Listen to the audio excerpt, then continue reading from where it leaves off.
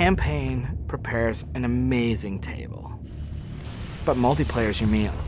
I could eat it every damn day, forever. It's like sitting around on the couch with 7 of your buddies, playing Halo multiplayer, trash talking. 2 men enter, the better man leaves. The lesser man is respawning, and that's Halo.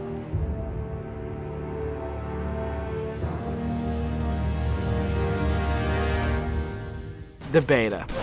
It's super important to have these like big ticket like milestones that sort of force a bunch of wishy-washy designers to get their shit together. So for the multiplayer team, it is absolutely a test of all the stuff we've been doing. Destination. I'm really terrified about what people are going to say. The public beta is where it all comes together. Beat the shit out of our code, come break our cookie system, come try to, like, it's a great security test. Maybe they're going to find new glitches that we can fix. That's why I'm like, please, find new glitches, find new glitches. We made a bunch of changes in Reach that are pretty significant. For multiplayer, especially, there's a lot of people who are super passionate about the features that we put into it. The DMR is absolutely an awesome, worthy successor to the battle rifle.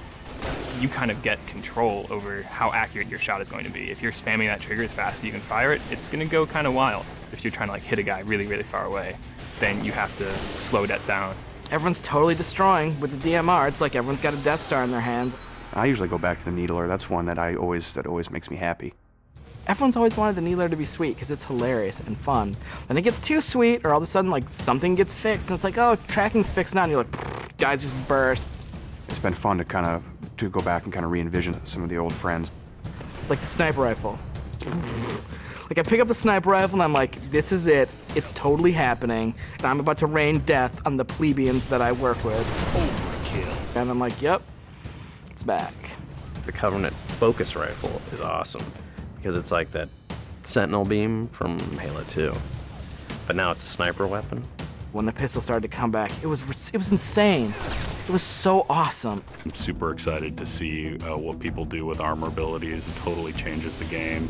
You've got this secret weapon in your back pocket that's your 4th leg of fun. What do you want to be? Like invisible? Do you want to fly? Do you want to turn to stone? With Reach, you've got guys in jetpacks flying around, invisibility guys just showing up. It's kind of a give and take between us and Sage and Josh trying to figure out like what's that perfect balance with all the new stuff. There's a lot of that goes on. They're like, shh, don't tell Sage, he'll nerf it. You're juggling plates, right? You're just sitting there spinning the plates, and occasionally one starts spinning, you're like, ah! And you're like, make Invis more powerful. And everyone's like, no, I'm picking Invis. And you're like, okay, make it less powerful. And then, oh, now everyone like, I mean, that's what Sage and those guys do. It's a fucking huge challenge. We don't ever want to create one super weapon that works in all cases, because that tends to make the game fairly dull. It's really up to the player to decide how do they want to play on a particular map. It's a choice. Double kill. That's, I think, Halo at its best is like making these choices. You start the game, and immediately you get to choose a loadout. You're making a single selection that includes your armor ability and your weapon. We sort of pair those intentionally. It breeds this smarter combat. You'll definitely notice a big difference in how the game functions. Right now, at this exact moment in development, Armor Lock's insane. It's super powerful. I love it.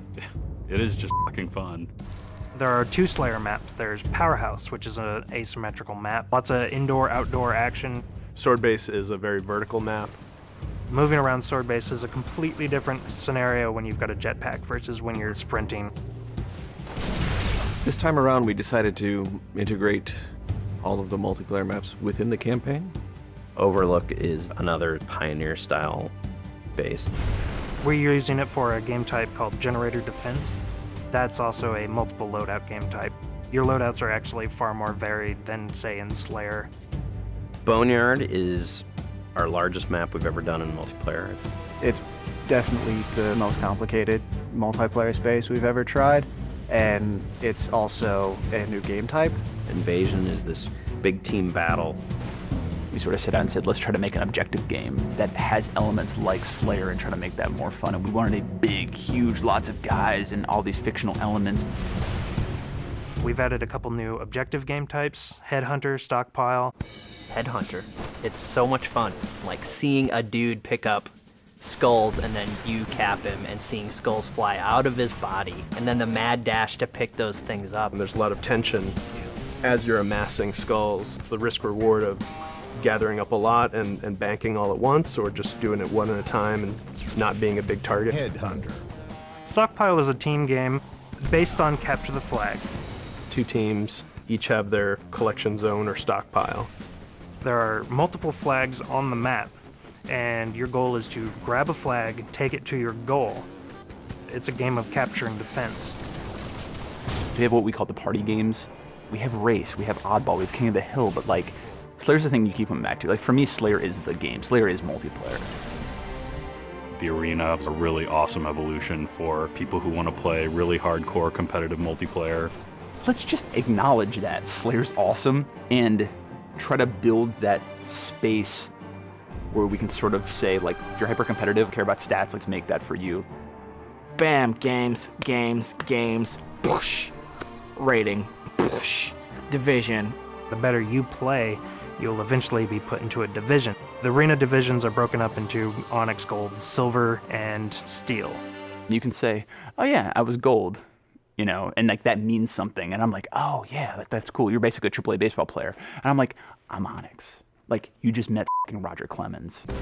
Our matchmaking system is really good at matching people up based on skill. What it has never been really good at before is saying, well, how much fun will these 2 people have playing together? I'll sing. Some of it's obnoxious. I'll get muted. Why can't I tell the system, dude, find me the people who love playing like a team player? Instead of just trying to put 8 people in a game together, we first use the social preferences for finding teammates. And then we can say, find 4 of the people who are really good skill match.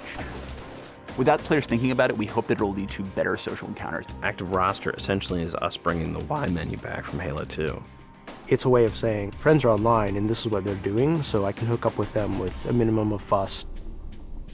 Everything that you see in the game, there's a path to getting. We can make this game about you. I really wanted to make sure that players were able to invest themselves in the Spartans that they create, and then be able to carry that Spartan back and forth between campaign and multiplayer seamlessly without them feeling like it's 2 different experiences. Start at 0, nothing. Invest, play the game, no freebies. You're beta testing, have a t-shirt.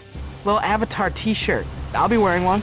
The fans should never assume what you see in the beta is set in stone. What's working about Powerhouse? The jetpack is practically crying out for abuse. Is Rocket Spawn open? Is that good? In the end, it's all about the game, and the game is king. There's that magical step in the process, like it stops being software, and all of a sudden it's more like this thing. I'm playing with my friends having a beer. It's awesome.